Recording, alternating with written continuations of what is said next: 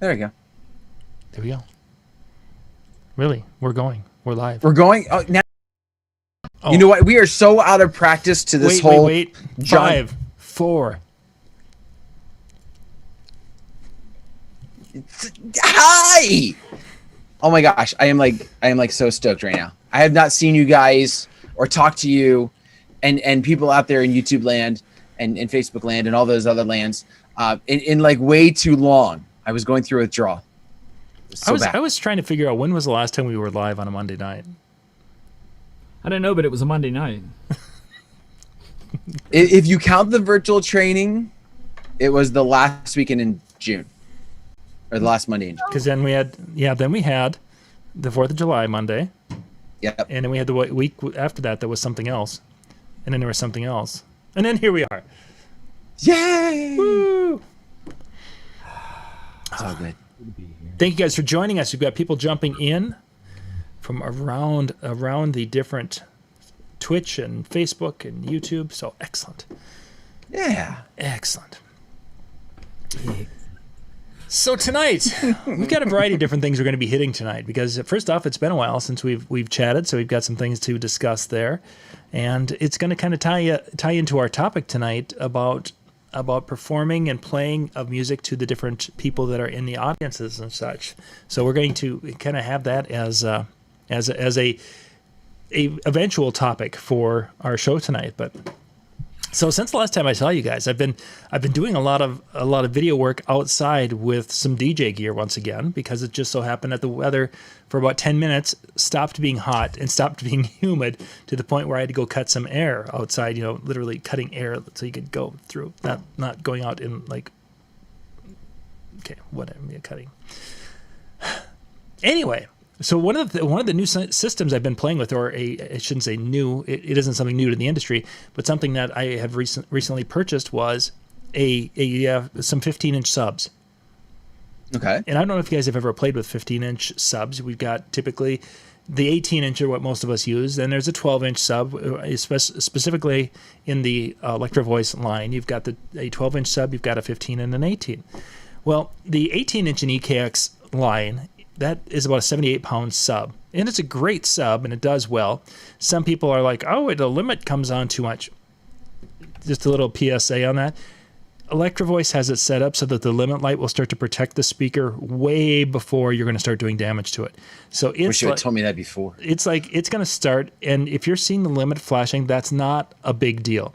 When the limit is on solid, now it's becoming kind of more of a possible concern, and you can maybe back the bass off a little bit. And then if it's turning, the limit is turning color, that's when you're to the point where you got to pull volume back. So you've got, it's like you've got a warning system, a notification system. That, okay, there's going to be a little turbulence up ahead. Oh my gosh, the plane is shaking and you better have a seat. And then if I know, we're about to hit the side of the mountain type of thing. It's that kind of a warning system. I had to tie planes into. Just because you flew on one recently. I know. And that was a weird experience. I mean, I just got to say it, but we'll talk about that. So the 15-inch subs. Yeah. We set them up, and I stacked two of them and ran a 12-inch top to a top above that. The 15-inch sub is like 60 pounds, so we're losing about 35 pounds of weight. And yet, when you stack two of them, you're getting, as far as hit, you're getting about the same volume as you would an 18 or more than you would get from a single 18 under that 12-inch top. I actually like the sound much better from the 15 and the 12 because it seems that the 15 is giving a tighter snap instead of as much boom. Okay. If that makes sense.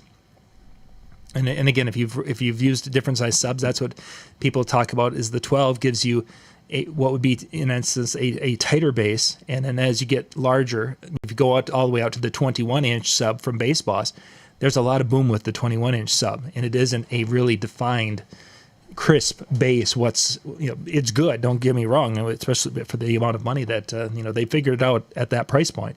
But it isn't a tight bass. So Michael ran it last night. He actually ran Saturday night. He ran that system at a dance, the 15-inch for a teen dance that he did in the area here. And he came back, and I was kind of interested to see how is this going to be, because he was in a large building. It was an animal, an arena for showing animals, horses, cows, whatever. And they did a 4-H dance, and he was doing their dance for them. And the 15s, he said he had plenty of sound, he had plenty of sound pressure. It's just the only thing he noticed difference is that he didn't get that boom, that big. He said the bass was there. And he really was kind of correlating it to similar how people describe bows. You can hear the bass, but you don't quite feel it in your chest like you do with an 18. Now, a couple questions with that. Was he running kind of like what you'd see most people, where you have the 15s and then poles and then the 12s on top, exactly. Or did he have the 15s coupled or side by side? Yeah, he did that. He did the traditional with the little poles between. And we had that conversation too, is that he could have gotten a bump up in more sound pressure if he would have had if we'd have done speaker stands and then stacked the two 15s and then literally ran a little ratchety strap type of thing to hold the two together, and just to really make them so they bound together and became one sub. Then he would have probably doubled his bass output, or at least it would have been perceived on the dance floor easily as doubled, because then there wouldn't have been that dead spot where the two subs are producing their waves, and there's that one spot where they hit in the middle and they cancel each other out. He wouldn't have that if they were stacked on top of each other, and they would just go. And if you don't like to do the ratchet straps, you can do side by side, but it doesn't quite work the same. Yeah, you really don't get that. They're coupled from the standpoint that the waves aren't going to interfere with each other, but you're not getting the two of them working as one. I thought you still got the 3 dB boost by having them side by side like that. Yeah, but the two of them, since they aren't connected, physically touching each other and not and held together, you are getting a bump, but it isn't giving you as much as stacking and tying them together. Okay. So I learned something new tonight. So that's why they traditionally stack unless they've got a front of a stage, and they're just setting them all there. And in cases like that, many times they'll have like little spikes that will go, especially if they're on the ground or something, they'll have a little spiky feet that'll go in and hold them into place. Or they'll run a strap all the way, they'll strap all the wheels together or something, whatever, to make it so they work, or they hold together. All right. So anyway, MJ, the reason I wanted to bring this up is because in your situation, you do some mobile events, and if you get in that point where you would need subs for some of your mobile events, I think that 15 would definitely be something to look at. I was just thinking I'd tell the sound guy, the sound engineer who's ever, taken care of it. Yeah, but when you're doing some of those little school dances or something, when they're calling you up and saying, "Hey, can you do it this afternoon?" thing. I haven't done a school dance in probably like 4 years, and if I get called for one, I doubt I'm going to take it. That's not fun for me. So, I mean, a friend of mine wanted to borrow a speaker of mine for a graduation party his neighbor was having, and I was like, I don't even know if they run, because it's been like 2 years since they've been moved. Oh wow! At all, at least 2 years. So.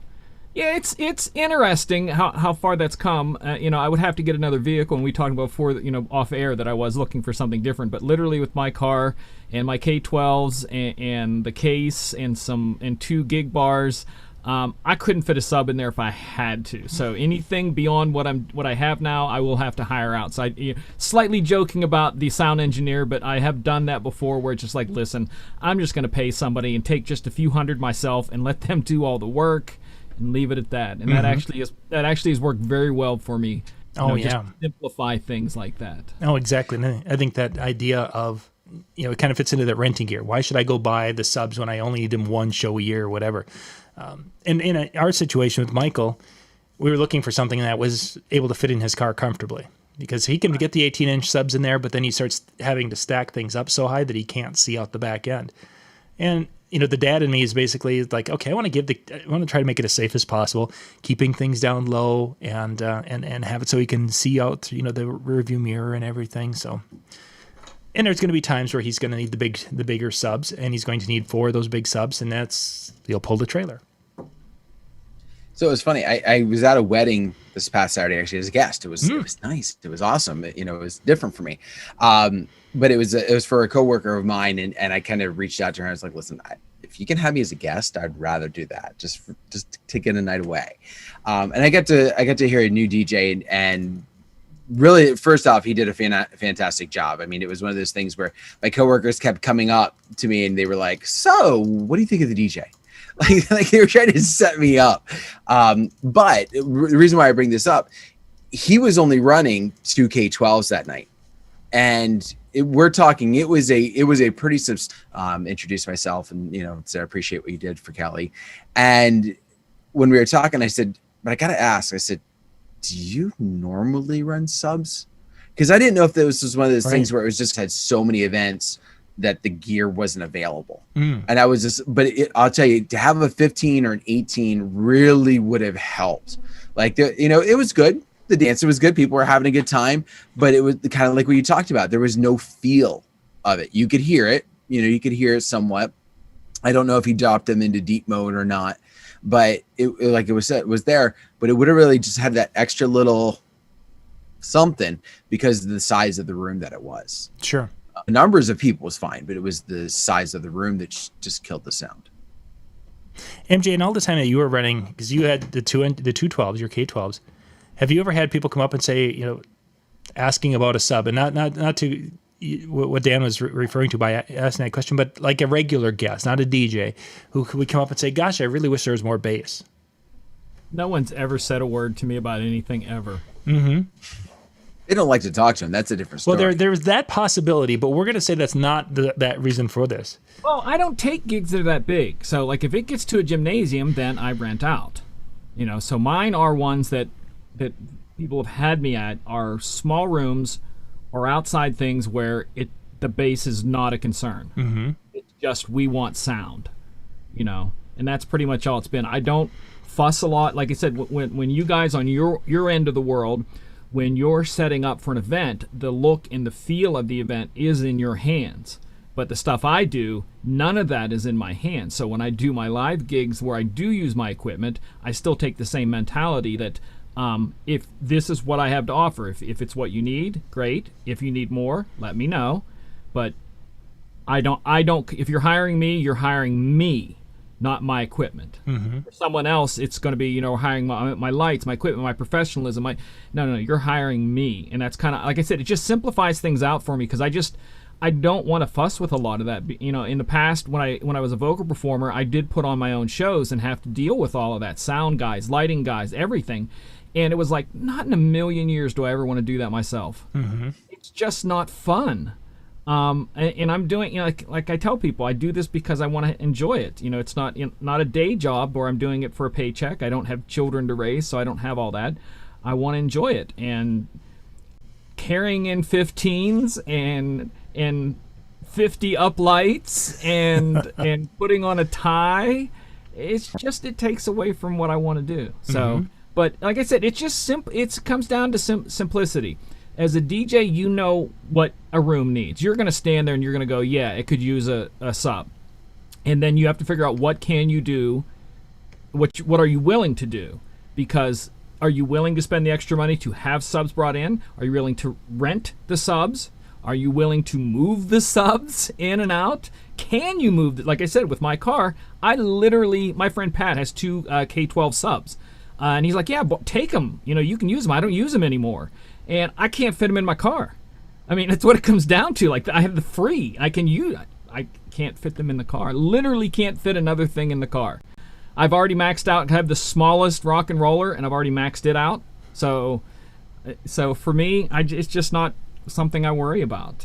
So let's kind of veer off a little bit. You mentioned the loading of the car and having the car. Last week, for those of you who don't follow me on Facebook. I was in New York with my son, and we were staying in Harlem. And it's interesting because there are small shows going around the city, and there's people, they don't own trucks. Most of the time, they were putting things in small little hatchback type cars or a small SUV. And it's just so interesting to me that we've got this little car. They park it in front of their brownstone house. And then they are having to carry everything down the steps and throw it into the car. And then so literally there was a person down by the car, and then there was a person that was shuttling, or 2 people shuttling things back and forth.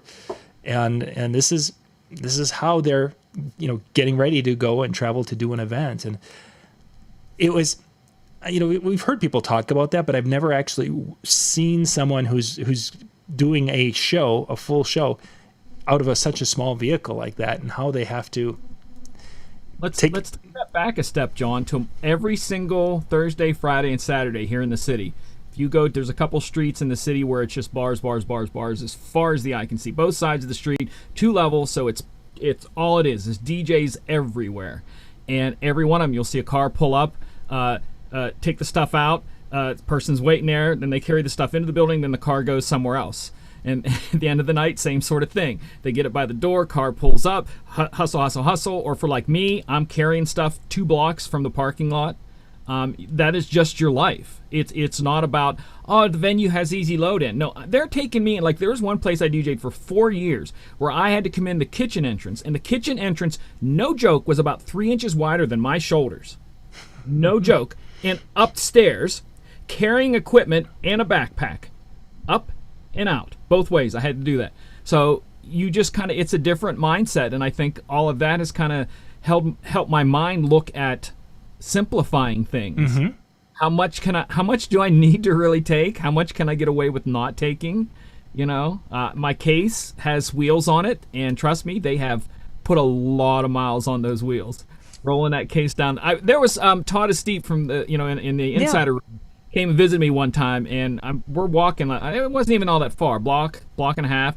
Are you gonna roll that the whole way? I'm like, I roll it that way like 4 times a week. He was worried about the wheels falling off, and I'm like, child, please, I've just bunged down the stairs. Yeah, it's a different mindset. And I've heard kind of that similar type of argument, for a lot of the DJs that are in big cities. I mean, you don't have the room to haul a trailer. You don't have the ability to park at some place. You don't have the ability to haul it. Whether you're talking about a bar or a club type of atmosphere, or whether you're talking about just a mobile type of event, there's just not the room. And so a lot of them are always thinking about what you can fit into different sizes and things like that. Before I had kids, I actually had a minivan with the idea of kind of, again, took the seats out. I was able to fit everything in, and that's how I did it for the longest time. And then finally I got smart and got the trailer because I could do that around here. And now I'm actually to the point where I'm thinking about going back to getting one of those vans, just because I'm tired of like trying to back in a couple different venues.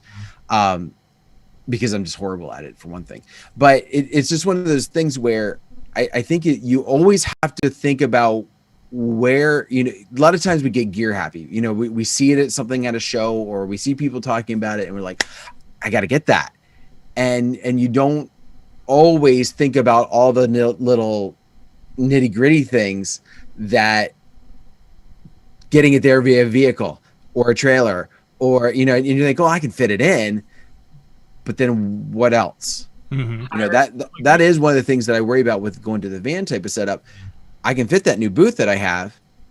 I probably can fit, all of my speakers, but what if I've got to put my photo booth in there too? What if I've got to put my up lights in there too? So it's not always as easy as we might just automatically think it might be. Yeah. Like Dan, like you said about, you can handle on a normal venue, you can handle all that yourself, and you do. Mm-hmm. But there are several hotels in the city that have multiple weddings every single weekend. Yeah. You're now jostling for one fire parking, what do they call that? Fire lane parking, to unload whatever you brought them in, and you cannot leave your equipment. Someone has to take your vehicle, and there's no on-street parking. So now whatever vehicle you have and trailer has to fit in the underground parking garage. Mm-hmm. Mm-hmm. So a lot of that just becomes guys having 2 different setups or hiring help. It's just the same thing, but you have to kind of plan a little different, like anything else in life. You go on vacation with just you and your wife, it's different than taking the kids. There's more prep involved. And it's the same with this, that I know guys, like you said, Dan, that with your trailer, you just go out with it. But there's certain gigs you're like, I have to have someone with me. I literally can't load and unload without another person. Right. And I think I've always lucked out. There's enough venues around here that Even the one that I had to be at that was kind of high scale and stuff like that. The whole going through the kitchen, like I've always heard DJs talk about that, that idea and that setup, and I'm like, are they just BSing me, or is this like there's like certain places like this is an occasional type of thing, and this is it's been 2 years since I was at this venue, and I pulled down, I got the layout beforehand, and I was talking to them. They're like, yeah, you're gonna come through this, and I said, okay. And so when I showed up and I pulled in, and I was taking, now at that time I didn't have the booth, so I was taking the rock and roller and loaded with the gear, and I'm getting it through, and I'm like, oh my gosh, what did I get myself into? So yeah, like I totally get what what's going on, and I was lucky, like we were the only wedding that night. So you're exactly, you said, if you're competing with a hall that holds 4 weddings at a time, you're really competing for space. If you get there, give yourself 2 hours, and you get there and you're third in line to load in. Yeah. So you're waiting for 2 other people to completely unload, take the freight elevator up with their stuff, and move their van, and then the next person, they do that, and then you get your turn to come in. So it's just different is all. I mean, like anything else, like there's parking is something I have to deal with every time I go out anywhere. It's street parking. When I did up around Pitt University, it's pretty much all street parking, and I will literally go an hour ahead just to drive around to get a spot, because you just have to catch the right spot to get in, because it's one way on this street, one way on this street. So you go down, try to find something. If not, you circle around, come back up this way, try to find something. If not, you go back down, and you do laps to find something just close enough that you can walk a couple of blocks at most. And then come out at 3 a.m. and do the whole thing at 3 a.m. And now we're doing it again. Well, I carry mace, no joke. If you anybody out there want to hustle me on a night, you're gonna get sprayed. Yeah.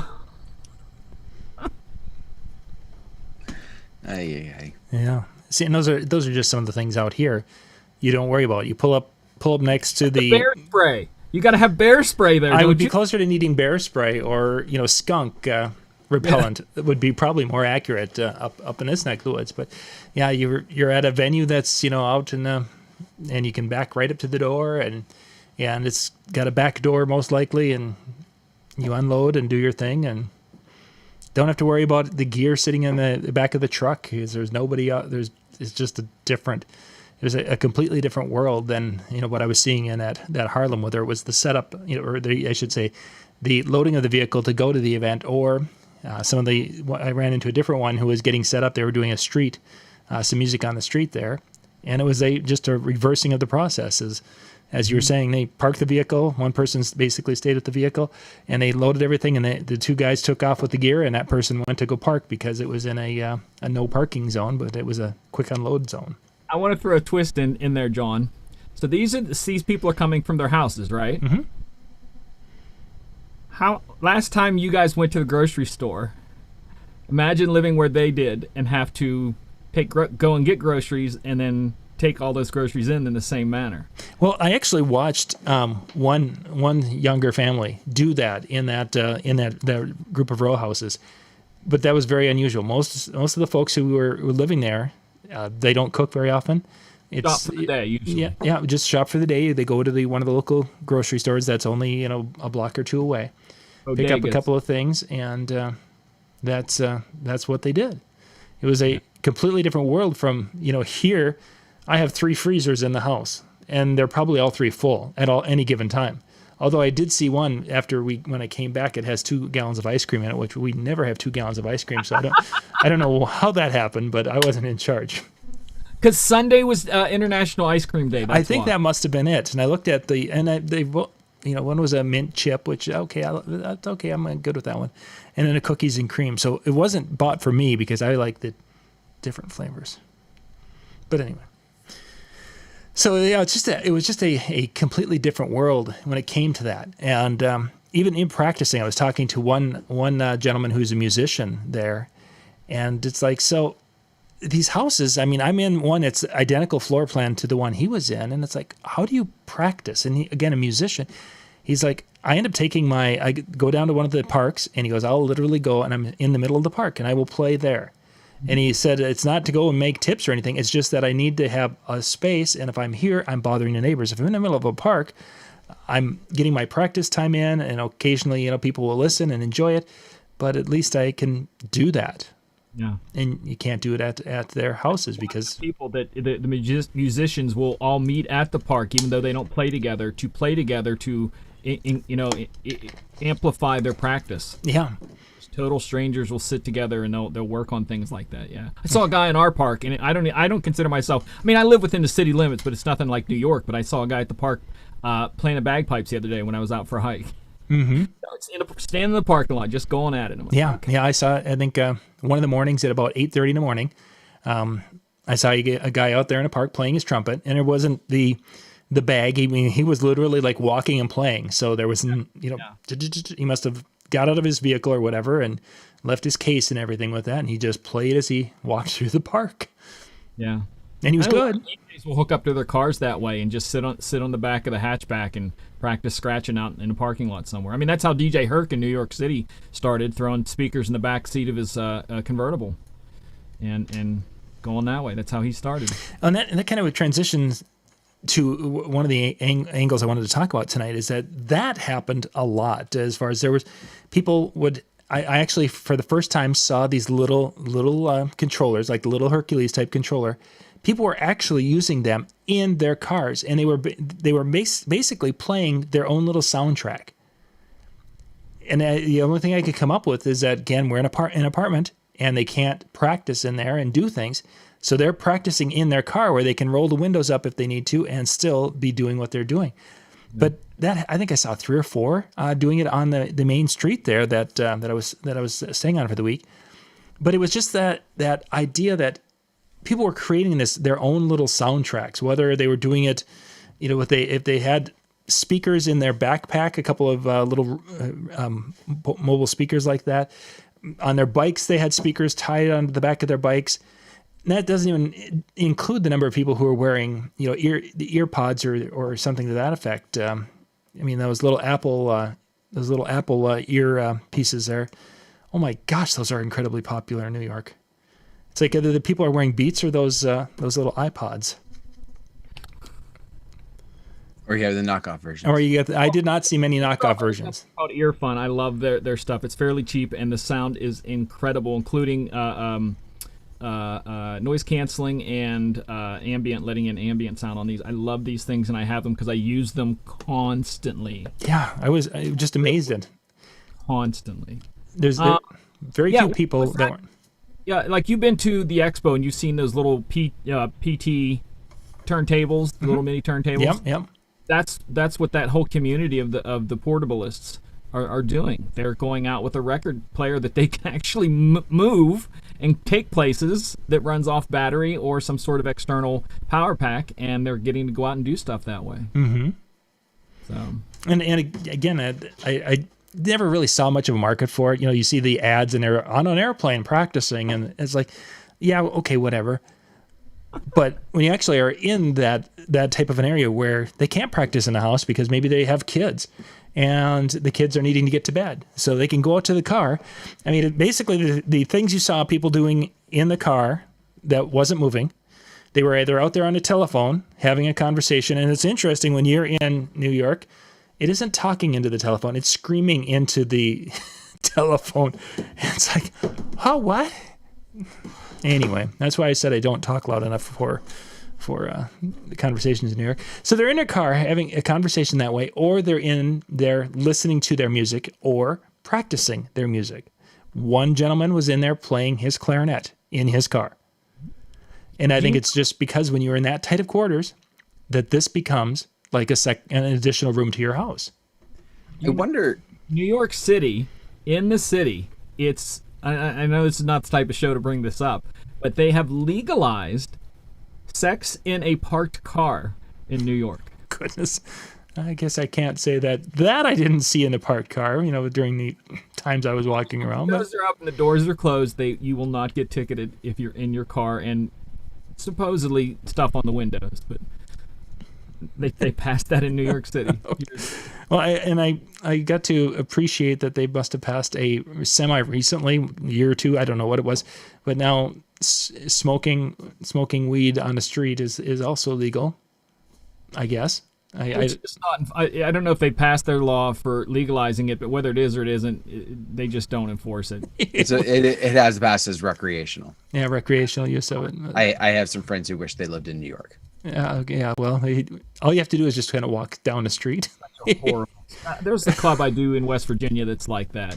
They can't smoke in the club. Anything. You can't smoke anything in the club. They have a giant deck out there that forces the air in. So we're getting just as much as if they were in, but they can't come in because there's a giant deck with full doors open. So it's maybe it's getting close to my time to retire because this is all just be really picky about where I spend, I think. Yeah, I could see where that would be. Although I just gotta say, and this, I'd rather have the smell of people smoking pot than to have the smell of the stench of the urine on the sidewalk that just permeates that heavy air. It's not moving, and it's like, oh my gosh. Again, that's a little bit of a culture shock for me from Minnesota because the only time we smell, urine is like, okay, where did the cat pee this time? That kind of a thing. Otherwise, it's not something that you experience when you're walking through, Central Park. Go get fresh air. It's the great outdoors of New York City. It's like, who peed this time? All depends on which way the wind is blowing that day. It really didn't matter. There was wet spots everywhere because you got a combination of people who have used it because there aren't that many public restrooms around anymore. Or, people are walking their pets and their pet has been in the apartment all day and it's like, 4:00 in the afternoon and the little puppy gets out there and it's not going to wait till it gets to a grassy area or a tree. It's going to go right there. And then we play the game of, okay, did somebody spill water or is that urine on the cement as we walk along? It's like, yeah, we'll just pretend that it's all urine and not step in it. Thank you. Dan was going to say something, but I do have a question about masks. In that city, did you see a more masks being worn than in your area? Oh, by far. There were more masks being... Now, outside was a different story. You probably had maybe 10 to 15% of the people outdoors wearing masks. And that was middle of the day heat, people jogging through Central Park. There was always some people within sight that were wearing a mask. You go indoors, it was there today is better by far than anything we had here in central Minnesota. As far as mask wearing, because even though that many places, some had a sign, please wear your mask, but many didn't. But even in the ones that didn't, people were wearing their masks very, very well. Some of the neighborhood, like the little deli at the end of the block, there weren't anybody, but you would go to the grocery store that was down a little bit where a more diverse crowd was using the store. Then you saw mask wearing at that probably 85 to 90%. It was really incredibly high. Dan, what were you going to say? Like twice you were going to say something, and I interrupted. I'm sorry. We were past it. Anyways, okay. No. Go ahead, Dan. Now, going back to the whole car thing and stuff like that, I'm kind of surprised.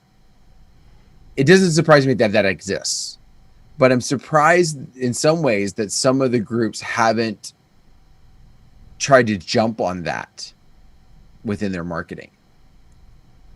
Knowing that these people are going to be using, like you said, a lot of times when we see the ads come out, it's somebody, doing it on an airplane. They're traveling to, their gig. And so they're setting cue points or whatever. It's kind of surprising that there wouldn't be, especially some of those smaller ones, and maybe even the quote unquote ones that we would call budget ones, being used in that fashion, being used, just sitting along the street in their car, too noisy in your house, get our device and play, practice out in your car, type of thing. Or even just, especially the battery powered ones, just setting up, a place to play, in a park, just need to get away, but still want to take your music with you, and just using that type of thing. It kind of surprises me because I'm with you. I never would have thought of using it in that fashion because it's something so far removed. And yet in the same respect, I've got a noisy house with kids, and I just have the two of them. And, if I was needing a place to practice, if I had, seen that might have been something I would have thought about using at some point for that simple way. Well, especially if you're all living on the same floor, a house that's 20 feet wide or 22 feet wide by 70 feet long or whatever they are, 60, 70 feet long, if all four of you are on that floor of that house, yeah, all of a sudden, going out and practicing in the SUV looks really, really good. Yeah. All right, so let's play a quick game here. If you had to DJ that way, in that situation, what sound system and stuff would be ideal for that kind of situation? Easy in, easy out, but yet good sound. What would you do if you were in that situation and that was your only choice? I would do one of two things. My gut would tell me to go something along the lines of the Evolves, because of the size that they are. They're really easy in, easy out. I know I can put that along with the controller with its pack on the rock and roller, get it in, get it out, and be done. How big of a controller would you use? What was that? Something the set size of the 7000, smaller? What would you use? It's hard to say. I know I've done it where I don't want to take the trailer, so I've loaded up the Evolves and my 7000 and my 4-bar wash, and I still have the car seat for my kid able to fit. Like, I can fit all that stuff in there. Like, I'm not taking my out blades. I'm not taking the photo booth. Like, I'm not having any of that stuff. So if I'm just playing like that, I can do that in the car with the Evolves. There's a couple times where I was like either I just didn't want to take them or something. For some reason, I didn't take the Evolves, and I would take just a pair of, I think it was my EKX 12s, which was just, the full range, type of setup, and it worked. Now in that case, I'm also taking tripods, but you always there's some trade-offs, but something along the lines of that. I think if I was really going to have to be conscientious about space, I would go to something smaller. Pioneer has a couple of their smaller ones. I can't remember the numbers. It's not the SX series because that's the same as the 7000 or similar. But there's the smaller ones, especially like the 2-channel ones. Or you have like the Roland 707 because, again, smaller. The nice thing about that too is it gives you the flexibility of having some mic controls without having to do an external mixer if you wanted to do that, or if you were the type to do that. So I think you do have the ability to go smaller and not necessarily compromise yourself too much. But I also say that, 10 years ago, the smaller controllers were more frequent in the higher levels. What about you, John? See, and just to kind of build off that, what you were saying with the controller, we're having this discussion with Michael now getting ready to go to college, is that he is thinking about having a sound system with him full time up on campus, which puts him into more of the New York type of a sound system where you need something that's going to be easily portable, that he's going to be able to put on a rock and roller, fully on the rock and roller, into the elevator, up to the dorm, and pull into his dorm room. So we've been looking at that controller and looking at what's the best sound system for that. And right now he's leaning towards taking the EKX. I think it's the EKX. Anyway, it's maybe the ELX 10P, which is a 10-inch top, and then taking the two 12-inch subs, and having those 3 speakers be basically his small party sound system, and then having the other speaker and a speaker stand as if he needs to spread out or cover a little bit larger, but really going to a 3-speaker thing because he feels that will give him a little bit more hit with the dual 12-inch subs than the Evolve 50, and he wants a little more hit if he's going to be doing like some house party type of things. But if I was doing only house party, I feel like a full 12-inch, full range 12-inch would be plenty for your house parties. Yeah, it's because you're not 19, 20 years old. Sure. 19, 20-year-olds, they want that inch as much as they can, but he also doesn't want to take up too much space in his dorm room, take up too much space in his vehicle, and doesn't want to have to carry heavy speakers. So I've seen them done with 2 QSC 8s and 1 12 sub. Pretty big place, but a low ceiling. You could have swore the place was booming because you placed it right. Mm-hmm. In one single controller. So now you're coming in with 2 8s, a sub, and a controller, nothing else, and your laptop. Nothing else, and you're now throwing a party. Yeah, Jimmy. 1 top, 2 subs is kind of what he was talking about doing because that's his practice. And the jumping to the controller part of it, he's got the 8000 he uses, and typically when he's been going out this summer, it's like, okay, so you want to take my 7,000 because it's a little bit smaller with the case. It's a couple inches here, there, and a little bit lighter. No. Well, when we talked about, okay, so if you're going to be in a dorm, do you want to take one of the 7,000s? Do they have anything smaller yet? Because it would go smaller. Yeah. Yeah. When you're in that, you've got that big. So that takes us back to, the 6,000 MK2, which is a smaller board, but that's not going to be an option. I have one for sale. I'm just saying. Yeah, it's not going to be an option. I think he's wanting. He's going to make it work with the 7,000, and hoping that Denon or someone is going to come out with an option that will give the outputs and such. Also, keep in mind, this was from the weekend. 7,000 in a soft case and a backpack will get you there too. Yep. So, but I would honestly probably. I'm yelling because my microphone's right here. Yeah. Hello. No, you're good. I would probably end up going with something smaller. I'd probably go to Pioneer and get one of those, like Dan said, the SB, one of the small DDJ SBs or something.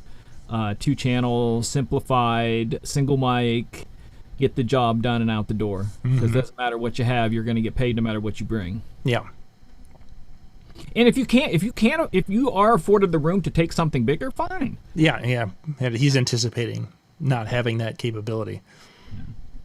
Even just the space to pull it out, to play with, to mess with, and everything else becomes tight, in a lot of those settings. And I think that's one of the things that you also sometimes don't think about. You're like, well, I can store it, I can travel to my event or to the house party, and I can set it up, and I'm gonna have the room there, but getting it out and doing the things that you're going to do with it in your setting becomes an issue, especially in a dorm room type of situation. Yeah. There's so much there. I mean, this is all, when we said, when you guys start talking at the beginning of the evening about, wedding stuff and all these different sound, I'm thinking I'm going to be lost tonight. And now this is all the normal stuff I deal with. But again, you have to find what works for you. Like I said, there's quite a few bars in the city that I go into. Small places that are just have the DJs on the weekend, because I'm telling you, every single bar has at least one DJ per floor, and sometimes 2 DJs per floor, opening and closing. So I'm telling you, there's DJs everywhere, and there's guys that will walk in there with a small Pioneer, pull it out of the box it came in, set the box down, put their controller on the box that it came in, and run 2 cords to the house speakers that are just down the wall, and they make $200 a night just doing that. Literally walking in with the same box that came, no cases, because we're all talking about cases and making stuff look good. It's not part of what we do. It's just you're hiring me for my ability to mix. If I keep the party moving, then that's what you hired me for. Yeah. So it's. Thank you for making me feel like I belong tonight, because I was going to be like, man, I'm going to be so lost. I sat through the last thing with what's his name, talking about the seminars and the different topics, of all the stuff coming up, and I'm going, I don't go to any of that. Yeah, and imagine the world you guys are in. That's awesome, but it's like, I know these people are intelligent and put up incredible seminars, but it just doesn't. I could memorize everything they teach, and I couldn't put any of it to use. Yeah, and that's the thing is, there's some people who like to go to the educational content at these shows. Some people who are there for the networking and giving a friend a hug and all that types of thing. And some people are there to check out the gear, see what's new, and be in and out. You see it. Hardcore hugging at this expo in the fall, isn't there? People who haven't got the hug in a while are going to be doing a lot of hugging, aren't they? Oh yeah, that they were. Yeah, at Marquee they were, and they will be in August. It will be that type of an event. So it'll be fun. That'll be a good time. So the way this all ties into the topic for tonight, because this all does kind of lead into this, is that as you experience an area with a higher density population, like a New York or a larger city, everyone has their own musical taste. Everyone on the subway is pretty much listening to something, and they're listening to something different. And that raises the difficulty on trying to have that shared musical experience where 20 years ago we would be able to go and play that hot song that was all over the radio, and everyone knew the song because it was the popular song that was on the radio.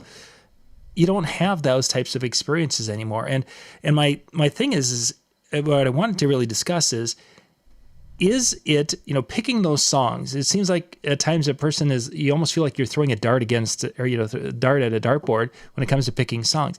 Is the ability to pick songs that hit people in the fields, whatever, is that important as a DJ anymore?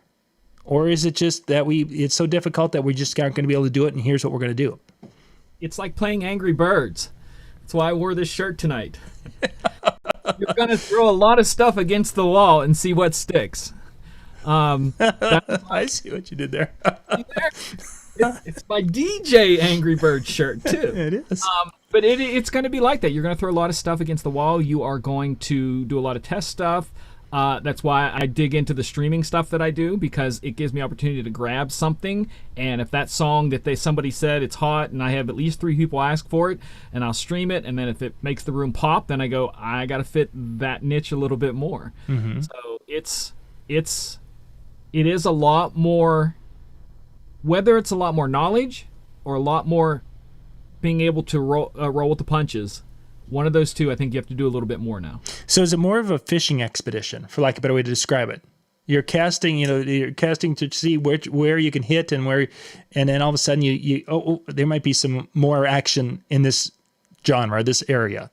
Yeah. You definitely have your hit song stuff that you can do, but then you can't do a whole night of that one or 5 songs that everybody does know. So you kind of have to do some tests on some other things.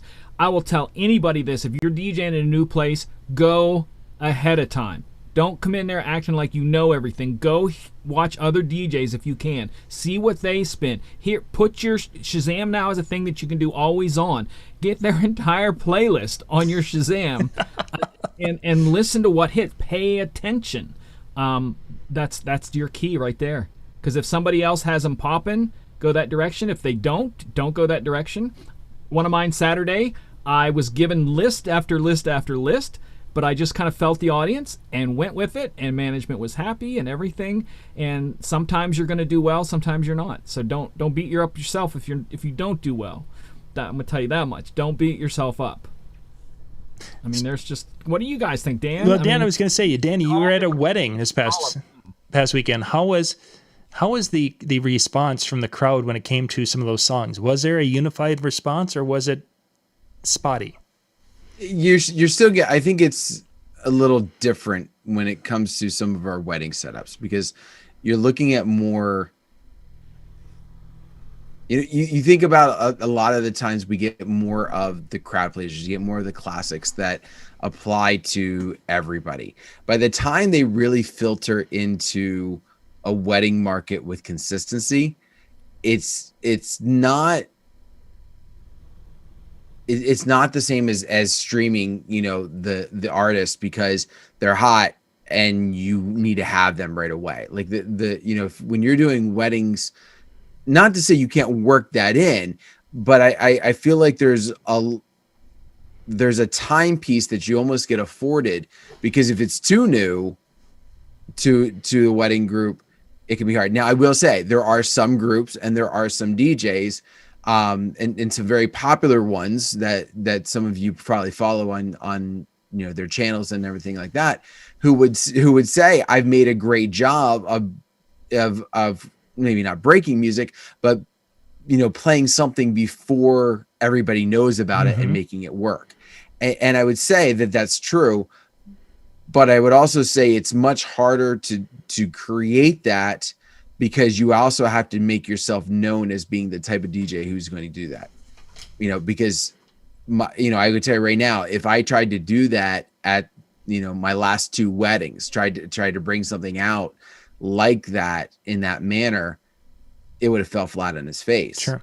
Because it's not the type of clients I typically go for. It's not the type of way that I normally DJ. That's not to say I didn't work in a newer song, but it wasn't something that was cutting edge breaking. Yeah, sure. New and newer, I think, is a good way to describe that, Dan. You'll play newer stuff.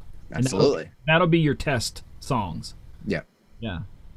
And there is some testing to go with that. And there's even stuff that, occasionally I'll hear something and be like, oh, I need to throw that into a set and just and see what happens. Like I'll hear it on like so I've got Sirius, and I can't remember what Hits One does, but it's like they do like an up and coming type of show. And I'll listen to that sometimes just to hear something different. Like I want to hear some new, different type of music. And so using some of those, like, oh, I really like that. I'm gonna throw that in just to kind of see what happens. And occasionally I'll do something like that, but that's a whole different type of feel and a whole different type of position than making it a key element of what you do. No. So I don't think it's quite the throw it against the wall and see what sticks when it comes to the broad audience mobile event. Okay, guys, we only got a couple of minutes left. One last quick question. Is it easier to pick music today, or do you think it was easier in the first couple of years that you were DJing to pick music for an audience? First couple of years I was DJing. I'm going to say now because I have access to more stuff and I have more opportunity to try different things. Where back then you had 5 songs and you just prayed those 5 songs worked. And I know better now. That'd be the other thing. Yeah, the knowledge base. And I think that to a point, because of the limited amount of music we had back when we started, they got what they got. So we didn't have as much stress because now we have too many. We have the analysis. And that's what I think. I think there's too much. Like I think there's too many, or there's too many versions, and you belong to a quality pool and you get 12 versions, and it's like trying to find the one that you like and want to mix and you think might mix, and unless you're playing someplace consistently to try out a bunch of them, it really that is the throwing it against the wall and hoping it sticks. Yep. Absolutely right. Yeah, gentlemen, we got to wrap up. Our time is up. I figured we weren't here for 3 weeks. We should be able to do 3 hours. No, Howie's got a big show coming up next. So we gotta for those of you go to DJNTV. I'm gonna actually put that link into the chat room there. DJNTV.com/chill is our chill room. You can go there any time of the day, but every evening there's folks who jump in there. Tonight they're going to be recording here in about 10 minutes roughly. And I think they're going to be talking about social media, using photos and video on social media, some do's and don'ts, do you do it, getting permission and all that. They're going to have that discussion. So go to that link. You'll be in a Zoom meeting, have your camera and microphone off. They'll record the 20-minute session, and then after that you can jump in and chat and have a great old time talking shop this evening. Awesome. Upcoming. Tomorrow night will be at 7 o'clock, 8 o'clock Eastern. It will be last week's the show with Howie and the gang, and then at 9 o'clock Eastern will be last week's Brian and Jay and Howie show. We're going to get those up, so you'll see those streamed tomorrow night, and then they'll be recording at 10 o'clock Eastern for next week. And again, that'll be out at DJNTV.com/chill with Brian, Jay, and Howie. Wednesday, MJ, do you have? Are you up this week? No, not this week. Next Wednesday, the 28th, we have Superfly coming in to answer all your Serato questions. That's great. Well, if you need, I can get my Megaseg hat on, and we can. I don't even have any water with me tonight. How about that? But in August, we are having someone. I do have someone planned. It's going to come in and talk about tractor software. Excellent. And yes, John's going to come and join us, and we're going to do a night of Megaseg drink dance. Drink dance. So if you are interested in what that is and what it can do, because you might have gigs where you want that. There's some capability that may be interesting. We'll talk about that. Yeah, it can explain its whatever it does. Yeah, whatever. So when you do tractor, is it John Deere or is it International? International, yeah. Case IH. Kubota. Do you not know? Kubota, yeah. There you go. So for some of you who follow our DJNTV training nights, tonight was going to be that night. It just didn't work out with, there's a think tank going on and people are running everywhere this summer. So our next one is going to be August 16th. That's a Monday night. And that is going to be, our theme for the night is basically fearlessness. And we're going to be talking about some of those fears we have as DJs and ways to get past those, whether it's the MC side of it, whether it's sales, whether it's quoting prices. We've got some topics and we'll be getting all that information out next week. So next Monday night, we'll be able to talk about that more in depth. But just mark that night in your calendar. August 16th, we will be doing our next DJNTV training night. So I think we got to go, guys. All right. Good on that note, was that? Good seeing you guys again. Yeah, it has been. It has been a while. I was looking at the dates of the last started of the application. It's like, oh my goodness, that was a long time ago. Well, on that note, thank you very much for taking time to join us out on your Monday night and being a part of tonight's discussion, both in the chat and obviously just tuning in. We definitely very much appreciate that. Check out Howie again, djntv.com/chill. You have yourself a wonderful night. We'll see you next time.